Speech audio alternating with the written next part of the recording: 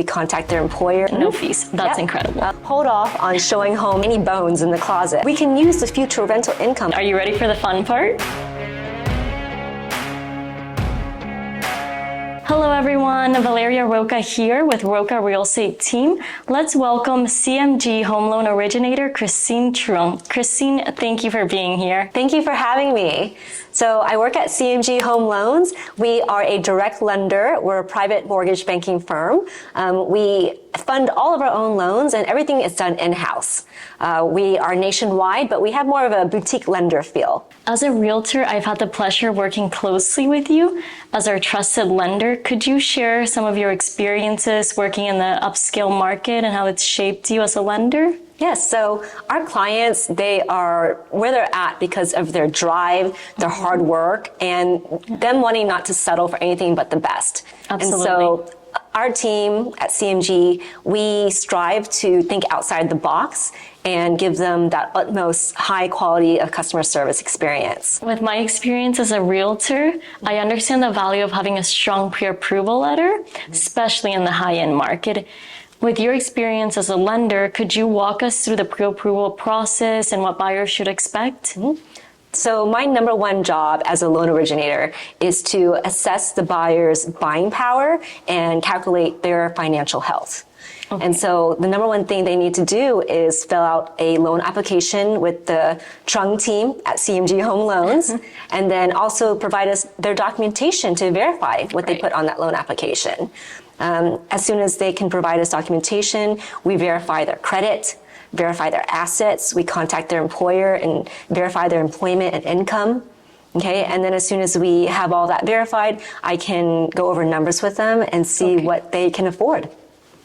That's great to know. Thank you. Finances really is everything when it comes to buying. It's very important. Yes. Dealing with high-end properties often means dealing with jumbo loans. From your experience as a lender, can you tell us a little bit more about jumbo loans, what they are and how they differ from conventional loans? Yeah, so this year's conforming loan limit is $766,550. Okay. So any loan amount above this number is considered a jumbo loan. So with a jumbo loan, there are stricter requirements for a buyer because it's considered riskier type of loan. It's not government backed. It's not backed by the secondary market like Fannie Mae or Freddie Mac.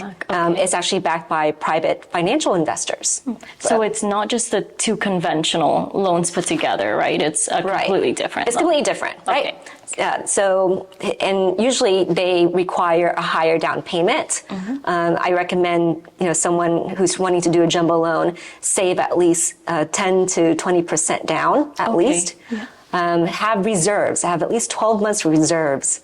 Reserves can be money that are like in your retirement fund, or so stocks or stocks, Just you don't have to liquidate it. We just have to see that it's there for a rainy day. But 12 months worth.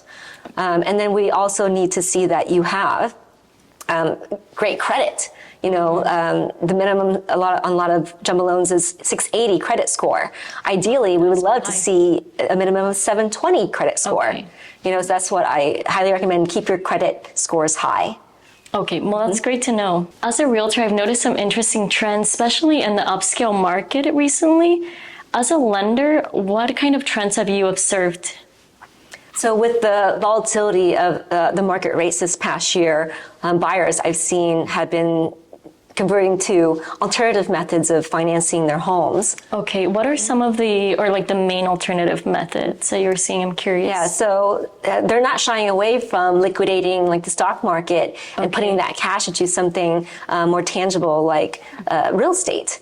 And especially in the Houston and surrounding areas, the homes appreciate every year. There's definitely a steady, appreciation rate. Yes, no, that makes sense. The homes here hold their values. Absolutely. I always keep my clients informed with loan programs or any incentives that they might benefit from. Are there any that you think high-end home buyers might benefit from? Oh, yes. So my team and I at CMG, we are offering something that no other lender is offering. It's our rate rebound offer. And so this incentive, if you close a loan with us at any time this year, and then you want to refinance within the next 5 years, you may do so, and then we will waive our lender fees. Oh, that's and amazing. We'll also Wow, give you okay. $1,000 lender credit at closing to apply towards other closing costs like title fees or escrows if needed. Okay. And you can refinance as many times as you want during these 5 years, and we will waive our lender fees. So every time it's waived, no fees. That's incredible. Lender fees are up to about $1,800. Okay. And then so we'll waive our lender fees and give you $1,000 lender credit at closing. Wow, that's great to know. That's like thousands of Grace, dollars are you in savings. hearing? Yeah, that's so much. They're doing right now, they're offering up to 5 years that you can refinance. How amazing is that? For free, they will cover all the fees. Wow. The only difference when you refinance is that there's no seller involved, to cover the title policy Cover all or the something. costs, yeah. Yeah. In your experience as a lender, are there any specific challenges or just anything that realtors need to keep in mind when working with a lender? So I feel like the pre-qualification process is a very vital, important part of the home buying process. And really buyers need to get pre-qualified and know where they stand financially before they start looking for a home. So I urge realtors to hold off on showing homes to buyers who are not pre-qualified yet, because that's just wasting your time and theirs if you're showing homes to them that are not in their budget. Or what if they are pre-qualified more? Right, exactly. And a lot of the times they could think that they're qualified for that, and then maybe there's just something there and they're not, or like you said, even higher, they could be qualified for Exactly. more. So during the pre-qualification process, we look for any bones in the closet, right? And so we do a very thorough assessment of their financials and credit, so that way when you are in contract for a home, there are no bumps in the road, that will have you lose the deal. Yes, a good pre-qualification can really make or break a deal. Right. Yes. No, that makes perfect sense. Yeah. So get your buyers pre-qualified first. Definitely. I've come across some fascinating stories in real estate that have taught me a lot throughout my career. Is there anything in particular that you can think of that's memorable, or just an interesting story that you've been through as a lender? Yeah. So I had a young buyer, relatively young. He worked hard all his life and was able to retire early. How old were they? He was like 40. Okay. Yeah. Pretty young. And so when he was trying to look for a home, he was really concerned that because he wasn't actively working, that he wouldn't be qualified for a home loan. So what do you think? Do you think someone like that without a job would be qualified for a home loan? I think with the right loan officer, absolutely. Yeah. So we had to get creative. So digging into his financials, the situation, I was able to find that he had accumulated a very high balance on his retirement funds. And so with a conventional loan, we're able to use his asset depletion income towards his home.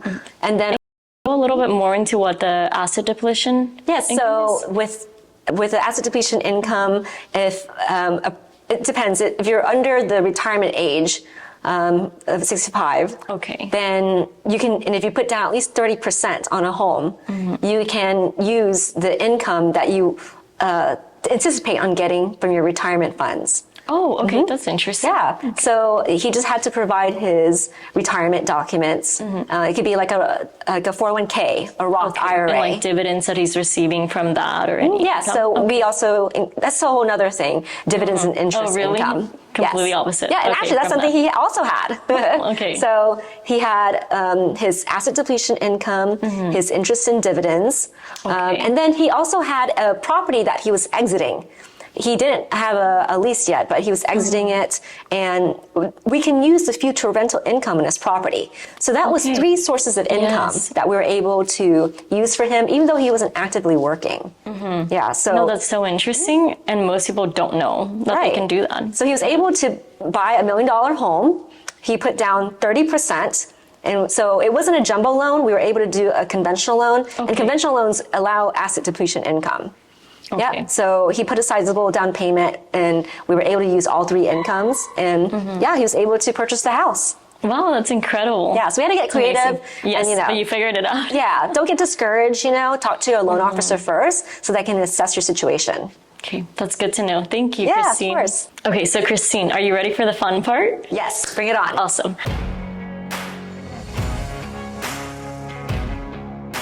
So, this is a new thing that we're doing with all of our interviewees. Basically, I'm gonna pick a personality or character that you're gonna meet at a coffee shop, and you only have maybe like 5 minutes to talk to them and recommend the right product to them. Of course, you'll have to go more in depth afterwards, but just give me a quick answer on what product you would help them choose. Okay, give me a number from 1 to 20. 19. Okay, perfect. Let's see. So 19, we have Penelope Harrington. She's 30 years old. She just started her own company and no longer has a W-2 income. She only has 1 year of tax returns because she took a year off from work previous to quitting.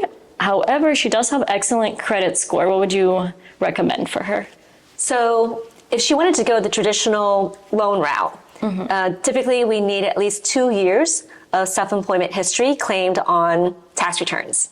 Okay. For the last 2 years.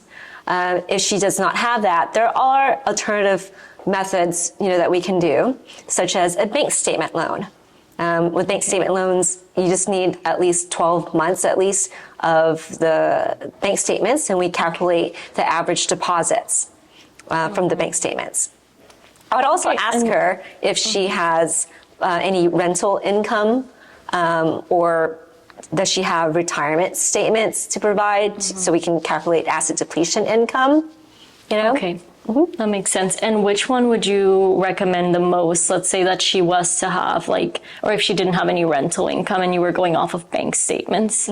So yeah, that would be the non-traditional route. That's the non-QM, non-qualified mortgage route. The downside for that type of loan is that the interest rates tend to be a little higher. But I mean, she can always refinance it later. Absolutely. Once she does have the full 2 years of claimed her own company income. Yeah, definitely. We refinance it to like a conventional or FHA loan or jumbo loan. So yeah, it's definitely doable. Well, Christine, it's been so much fun having you here. Thank you so much for joining us and all the insights because we learned so much today. Thank you. And if y'all enjoyed the content, please make sure to like and subscribe below and follow us on Instagram. Also follow Christine. We're going to link her down below as well.